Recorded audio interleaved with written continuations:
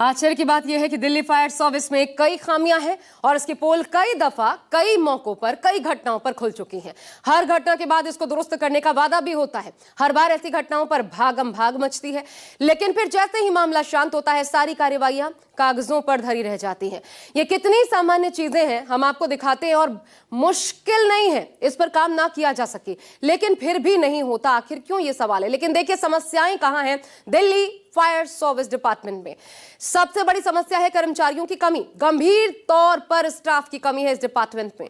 2026 के आंकड़ों के मुताबिक स्टेशन ऑफिसर के लगभग 80% पद खाली हैं।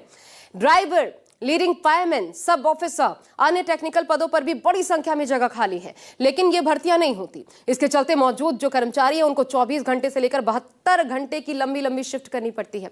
अंदाजा लगाइए, 2.5 करोड़ आबादी की सुरक्षा के लिए केवल लगभग 2,500 फायर फाइटर्स उपलब्ध हैं, जिससे थकान और कार्य क्षमता पर असर पड़ना स्वाभाविक सी बात है। एक समस्या फायर स्टेशनों की अपर्याप्त संख्या की भी है। मास्टर प्लान के तहत दिल्ली में 120 फायर स्टेशन होने चाहिए कम से कम, लेकिन अभी सिर्फ 71 है। सीएजी की रिपोर्ट्स तक में कहा गया कि दिल्ली को और फायर स्टेशनों की जरूरत है। कई क्षेत्रों में आग लगने पर रिस्पांस टाइम जो तय मानक है 5 मिनट का, उससे अधिक पाया जाता है, लेकिन इस पर कोई काम नहीं किया गया। संसाधनों और उपकरणों की भी सीमा है। पूर्व ऑडिट रिपोर्ट्स में भी आधुनिक इक्विपमेंट्स की कमी कई बार बताई जा चुकी है। कुछ विशेष वाहन यूजलेस हो चुके हैं, यह भी बताया गया। बहुमंजिला इमारतों और संकरी गलियों में आग बुझाने वाले रोबोट, स्पेशल कटिंग टूल्स और स्मोक एक्सट्रैक्टर जैसे उपकरणों का अभाव है, जिससे बचाव अभियान प्रभावित होता है, लेकिन कार्रवाई के नाम पर नीलबटे सन्नाटा। एक गंभीर समस्या है दिल्ली की बसावट में संकरी सड़कें और अवैध निर्माण, जैसा कि अभी आप रिपोर्ट में देख रहे थे।